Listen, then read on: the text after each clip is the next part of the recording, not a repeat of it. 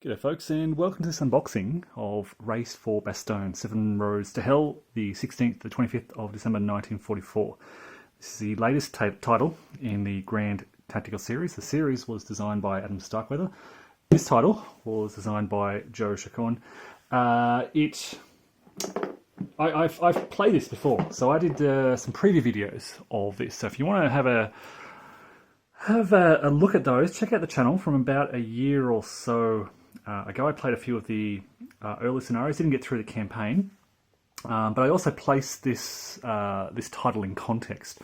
So I placed the campaign maps over a broader map of the Bulge. This does not cover the whole Battle of the Bulge. It covers that drive for Bastogne. What are we getting here? This is a very high solitaire suitable publication. The Grand Tactical Series works really well as solitaire. For those not familiar with GTS, it uses a chit pull mechanism to activate formations, and you never quite know what's going to happen next. So for that reason, I mean, chit pull works really well for solitaire gaming, and yeah, high solitaire suitability. It's listed as a sort of medium complexity game. I'd put it on the high, medium complexity, maybe even low, high, kind of right around that line there. It is a complex system. And I mean, I've played a lot of GTS, and I still consider myself kind of a bit of a noob when it comes to the series. I've got a lot of GTS videos on the channel, so check some of those out. If you're brand new to GTS, if you've picked up Race for Bastogne, check out my quick start guide that I produced using Operation Mercury. Now, as I said, I've played a few of these scenarios, and Race for Bastogne and Operation Mercury are the two most similar titles. Obviously, you go back to the earlier first edition titles, they're all quite different in terms of gameplay. Race for Bastogne and Operation Mercury are similar in terms of your thinking around terrain and the operations of your units. You, in particular, we'll see in just a moment, but the Germans really need to utilize their strong assault capabilities here to be assaulting and pushing really hard. These are not really scenarios where they can afford to sit back and reduce Allied forces via fire. They need to get in there and assault those positions. Okay, so as you can see, I've been flipping this back and forth, quite a thick box, really nice cover design. Back of the box features some of the small settings: Bastogne, Welz, Hosingen, Duisburg. A summary of the situation, which includes Grand Tactical Series Rulebook 2.0, Race for Bastogne exclusive rules, 1 rule summary. We have 3 play aid charts, 5 divisional chart set, 1 off-map display, 2 22 by 34 inch maps and 1 double-sided 8.5 by 11 inch map, and then 2 additional 8.5 by 11 inch maps, single-sided by the looks of it. So I've played this, as I said, on Vassal, so check out that Vassal playthrough to have a look at some of these scenarios. 4 10-sided dice. We're looking at platoon and company scale, 500 meters to a hex. The time scale in the game is 2 hours per turn. Okay, let's crack this open. Oh, this is the off-map display. This is for off-map movement beyond the boundaries of the map. Again, for context, check out those preview videos that I did, and you'll see the kind of corridor that this title focuses on. It's that from sort of Duisburg towards Bastogne through what we'll see in a minute, because I'll pull out all the maps. Really nice, thick, I'd say identical. I don't have Operation Mercury on hand, but it's a almost identical box dimensions. Nice padding, so that things don't roll around too much. There's the 4 dice. Thank you for your purchase note. We have the exclusive rules. Okay, so let's. I'll put those aside for now, and I'll come back to them in just a moment. Here we have there's a bit of a mix of things in here. This is the Welz map. So the very southern shoulder of that central drive. So German forces that are coming up from the south from memory, up and around this little road through here, single-sided. We have, for now, here we have counter sheet 1 and counter sheet 2. So what's distinctive about these? What formation are we looking at here? So 501st Parachute Infantry Regiment, 502nd, 506th. I think a lot of attention will be, there's Colonel Sink. What else we got here? We've got field artillery, rearguard units, which play a pretty key role in this title, in the scenarios that I've played at least. Then we've got the infantry regiments here. Shifting over. The CCR. 9th Armoured Division, yep. CCB, 10th Armoured Division. Roadblocks, air support. And then some German forces. Administrative counters, their air support. Alright, so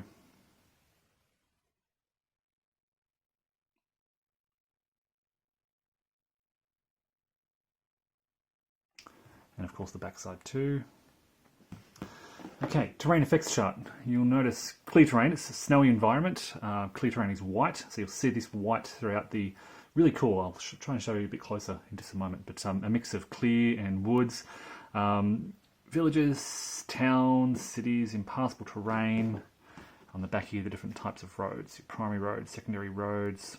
There are, of course, 3 different types of movement types. So you have leg movement, wheeled movement, and track movement, and they move along this terrain at different rates based on whether they're regular formation or in column. Yeah. So, summary of the terrain effects. More charts and tables. Now, for those not familiar with GTS, there are basically two sides of the table you use. If you're firing at an unarmoured target, you use this side, and you tell if they're armoured or not, or unarmoured, by whether or not they have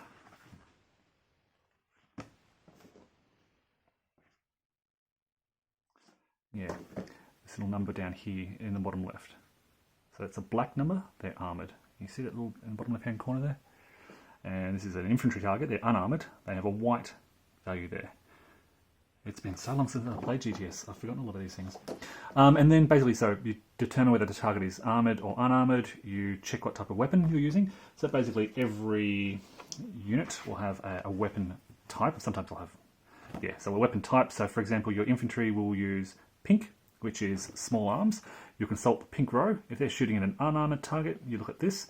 You determine their kind of to hit number. You need to roll less than or equal to that. So you roll the dice.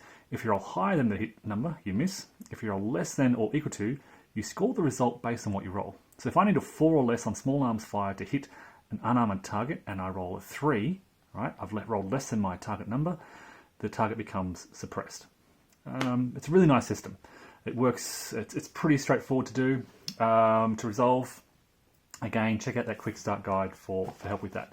These are all the various modifiers that affect different types of fire. So there's your direct and indirect fire rating modifiers, assault rating modifiers, your opportunity fire rating modifiers, and a couple of other little summary sheets down there as well. That's a one-sided sheet. Okay, starting to see some maps here. So this is another small map. I'm not familiar with this one. This is Neuville. This is so you can play just northeast of Bastogne. Bastogne's sort of down here-ish. So this is where the 506th Parachute Infantry Regiment were rushed to defend around this area, this wooded terrain around here, Foy Neuville, with the main roads coming from the east. So the Germans coming sort of down this direction. That's the Scenario 2 map. Scenario 2 is Neuville. I'll show you that in just a moment. And I did a playthrough of that one. It's very interesting scenario. Some interesting little decisions for the Americans there. Counter sheet 3. and we see some more German units. On the left here, some mines, low marker, and no activation markers. I can't recall what these were used for. I'll get to that probably in a moment. We then get to version 2 of the rulebook. Now, I really like this rulebook. I like Adam Starkweather's approach to rules presentation. It's almost a discussion with you. So how do I spend dispatch points to buy formation activation sheets? First, look at your formation activation sheets and decide whether you want to any of them in play this turn or next turn. If you don't, just move on to the next phase. So it's almost a discussion with you. Do you want to do this? No, move on. Otherwise, if you do want a particular formation activation sheet in play, you now have a choice. So it's kind of almost talking to you.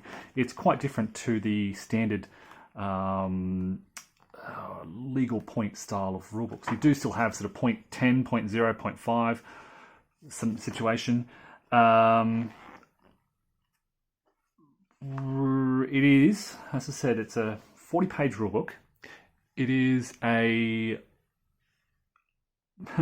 medium to high level complexity game. So there's 40 pages of rules here, plus the exclusive rules, which I'll show you in just a moment.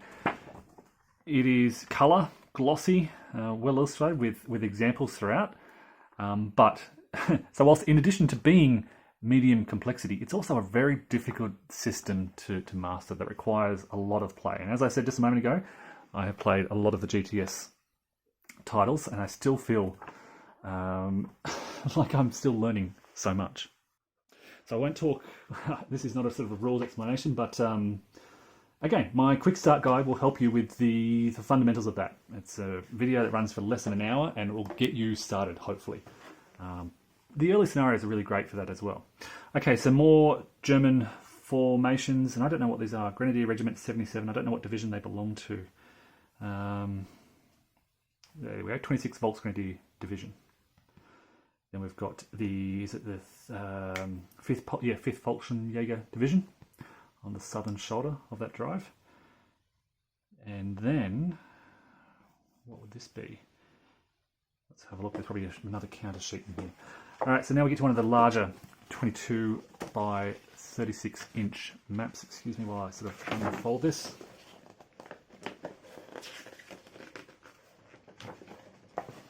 And there we have Bastogne. So you can see,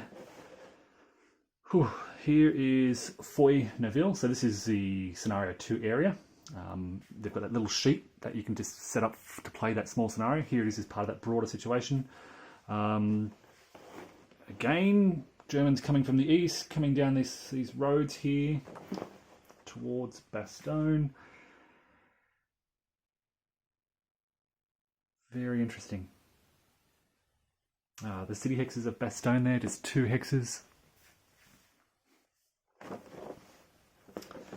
And let me just sort of try to bring the map up to the camera so you can get a good look of that area.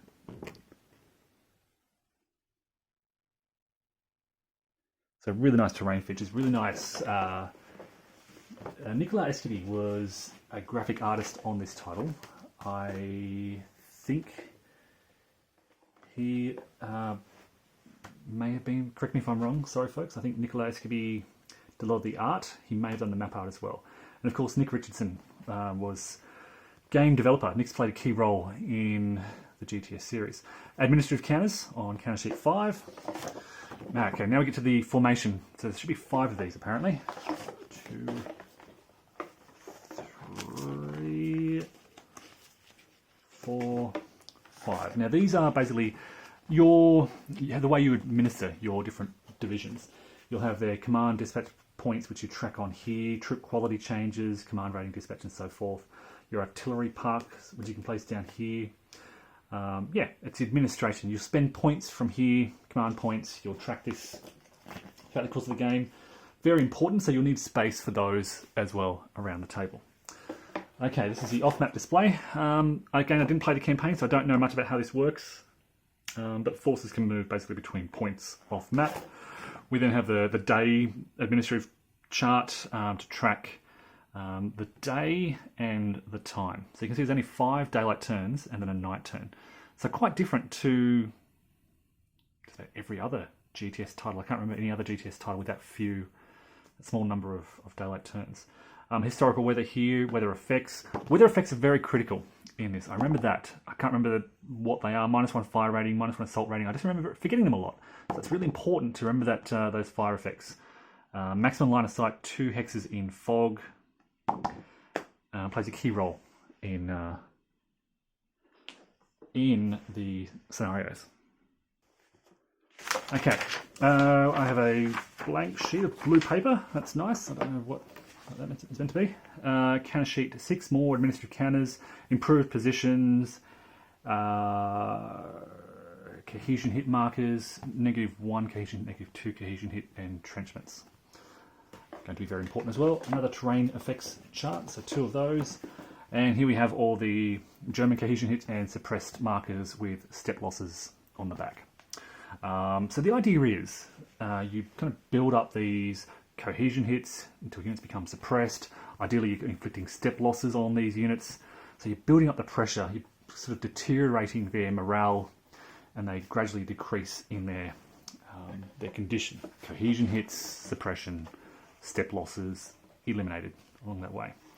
So here we have the eastern map. You can see the Bastogne bridge, and down the southeast here there should also be Gemund bridge, just where the river kind of bends. As soon as I can get this open, sorry folks. So here's where the offensive begins for the Germans, out on the right here. Bastogne there, and then Gemund bridge down the very bottom right. They're jumping across that river, driving towards Horsingen, and then towards Clairvaux, and lots of little towns along the way. In the very southwest is Wiltz, and there's that map extension we'll just hit off the edge there. And that's basically it. That's the sort of northern corridor there, and the southern corridor. So look at a 22-inch corridor for this drive across this area. This is kind of, yeah, the limit of operations. Another administrative counter with column markers and more suppression and cohesion. It's a GTS 2 rules summary. Indirect fire flowchart. I've never used this at all, I don't think. Indirect fire flowchart. This is what I have used a lot. So the assault flowchart. I am really bad at assault, and I've said this a lot in my playthroughs. I'll be honest, this is the part of GTS that I don't like, but it's the part that I need to master. To play Race for Bastogne well, you need to really assault, and you need to have a good grasp of this, knowing when, where, and how to assault.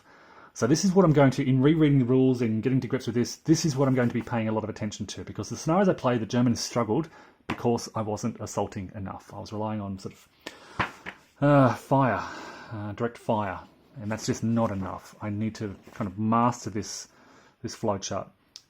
Begin assault, you go through here. Are all prerequisites met? Yes. Down through here. Oh, there's a lot to consider. And I'll be honest, it is quite cumbersome.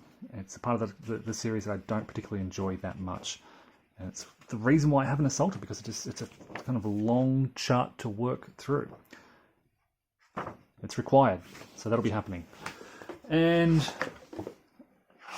more charts and tables in the bottom of the box. So there we have. Oh, and let's look at the exclusive rules. Okay, so we have special rules. Special rules up to 19. So there's 19 pages. Actually, I should say stop here. 16 pages of special rules. A lot of these are, so from page 11 to 16 are specific situations.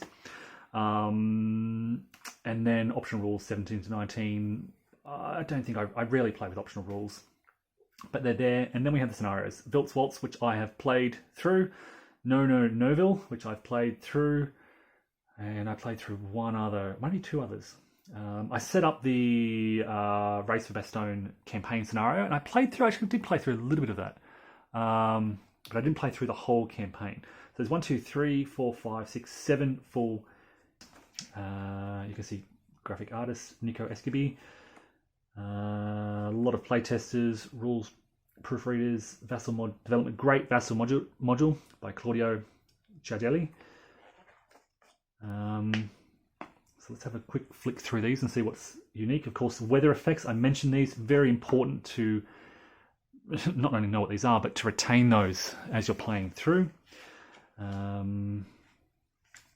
Various terrain types, and they look a little bit different again to other GTS titles, just for to reinforce those weather effects. Different types of roads as well. There are raised roads and sunken roads, important to remember. Bridge rules, rubble, an adjusted sequence of play. Piggybacking mode has become quite standard. Landmines, ferries, rearguards are very important for this title. Abandoned transport, I don't think comes up very often. Off-map movement, special rules. Random events are interesting. Supply shortages play a key role in the larger campaigns. River bridges, American air support, activation restrictions. So, yeah, as per scenario setup. Divisional command posts. I don't recall this featuring. Some rules there for divisional command posts. Variable troop quality has become pretty standard in GTS titles. Task force team commanders, and these are the optional rules, which I will most likely ignore, just because I like to play things standard as written. And then we get to the scenarios. So very cool color illustration, very easy to set things up here. There are, so I can't recall, GTS titles often come with setup sheets. You may be able to find those on the MMP website. So check out, go to, I'll have to double check before I start playing, but on the MMP, Multi-Man Publishing website, they do have setup charts, and it really helps with this. So Wilt's Vault's pretty small scenario. Noville, a pretty small scenario. We then get to the larger 3-day hold your position at all costs, which is much bigger, as you can see. Scenario 4, speed bumps. Just a 20, is it a 1-day scenario. Scenario 5 runs for 4 full days. It's quite large, very large. Scenario 6, not so Merry Christmas, Christmas Day scenario. And then the big one, Race for Bastogne, from the 15th of December through to the 25th of December. With a full sort of reinforcement schedule there, and the setup map to help you with all of that. And then here is the kind of map layout. So you can see a west map, east map, scenario 2 inlay, Wilt's map. Yeah, summary of unit types and terrain legend. So folks, there you have it. Race for Bastogne, I'm pretty keen to get this. I'll probably go back to Wilt's Waltz and Noville just to refresh my memory, and do some playthroughs, punch these all out, clip them all, and hopefully get this to the table pretty soon. Yeah, very excited. I've been waiting for this for a long time, as I know a lot of people have. Again, just to say it again, but if you're new to GTS, check out that quick start guide. Yes, it uses Operation Mercury, but same rules, well, almost the same rules. I can't think of anything that's really different. But yeah, very cool. Thanks, folks, and take care.